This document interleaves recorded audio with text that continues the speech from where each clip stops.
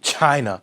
I'm really sick of these people, particularly politicians and those in the media who walk on eggshells every time the topic of China comes up. Why? Do they live there? No. Do they answer to the communist Chinese government? I mean, that's a whole different question. Who knows? They sure act like it, as if that authoritarian pile of crap of a government holds some sway over them in this country. And maybe they do. Maybe I'm naive.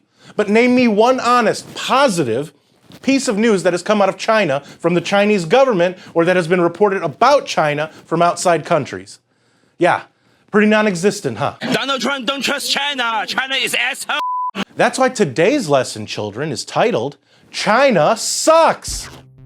Hey everybody, thanks for joining me here on MRC-TV. I know, I can't believe I'm here in the studio either. I guess we're tired of old blackface stomping on our rights till June. I darkened my face. I'm Nick Kangadis. Now, before I get into the meat of what we're talking about here, let me just say for those that think I shouldn't be calling out China because it's not their fault somehow, where are you watching this from? You're most likely in your home, where you've been remanded to for at least the last few days. Ask yourself, self, why am I here? Oh, that's right, China. So I'm sorry if I don't feel sympathy for an inept government that in the very best case scenario made a bigger blunder than the communist government appointed idiots that caused Chernobyl in the 1980s. And once again, talking smack about China isn't racist. For those playing the at-home game, which unfortunately is the overwhelming majority of you, Chinese is a nationality. Asian is a race, so it's not racist. Now, one little last thing. I'm not talking smack about the people in China. They've got enough problems, what with practically being slaves, by being docked points in a social credit system that prevents you from living a life with any level of freedom because the government doesn't like what you're doing or saying, or just being a Uyghur Muslim, Kazakh, or any other segment of people that China doesn't think is worthy of human rights. China doesn't want the world to see Xinjiang up close, to see the crackdown it calls an answer to terrorism. There have only been fleeting glimpses of swelling detention centers, but now there's real proof. Secret blueprints of mass incarceration and indoctrination of Muslims.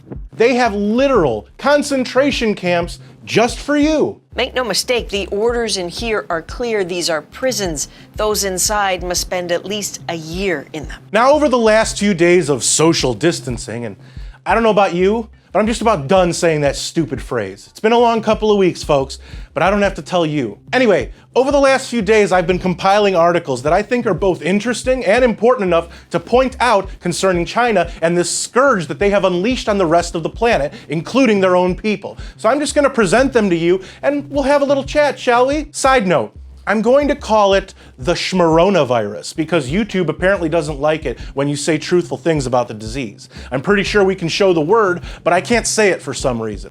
Anywho, here's one from the South China Morning Post. Schmoronavirus, China's first confirmed case traced back to November 17th. Here, we learn about how the number of confirmed cases grew before the calendar even turned over to 2020, and that despite allegedly knowing of the first 9 cases that were reported back in November, they still have no idea as to who was patient 0.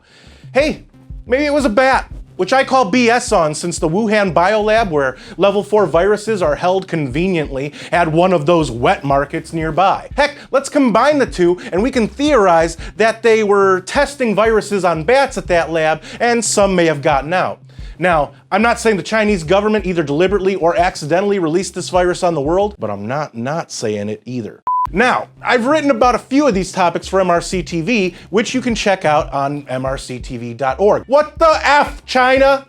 I know you communists deal primarily in propaganda so you can make yourselves look like you know what you're doing, but come on. As soon as I began hearing reports that the numbers coming out of China were plateauing, while countries with a fraction of the population of China's saw their cases grow exponentially, I smelled a rat. Or I guess in this case, a bat. Yeah.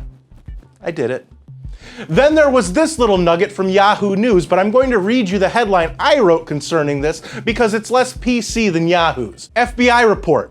Customs and Border Protection caught Chinese biologists with suspected samples of SARS and MERS, tried to bring into US in late 2018. Now Yahoo, who I'm impressed with because they actually did a nice little piece of actual journalism, showed FBI documents from the Department of Justice describing 3 separate incidents of Chinese nationals attempting to bring viruses into the US, typically through Detroit. Each time, the individual in question had no documentation for the vials of whichever virus they were attempting to bring in, and they just had these things in their luggage like it was a tube of toothpaste or something.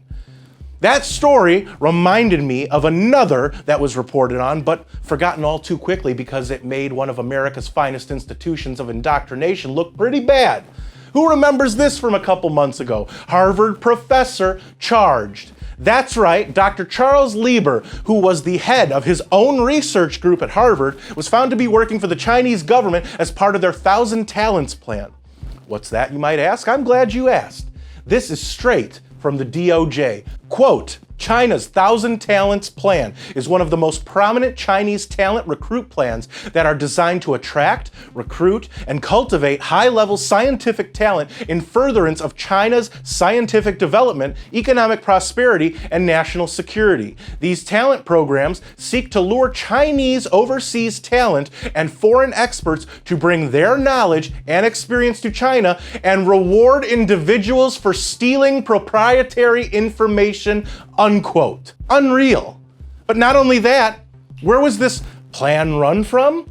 Drum roll, please. And this is no coincidence at all. The Wuhan University of Technology, otherwise known as what? Yep, Lieber had been employed by the university as a strategic scientist since 2011, and he was paid handsomely as well. Folks, there's plenty more of these kinds of stories about China, but that would take way too long, and I don't want Governor Blackface coming for me. I darken my face. One final thing that I'd like to talk to all of you about is how proud I am of all the American companies stepping up and coming through for the American people. If nothing else positive comes from the situation we're all having to deal with right now, maybe this will reinforce why we need, no, it's imperative to innovate, build, manufacture, and buy American.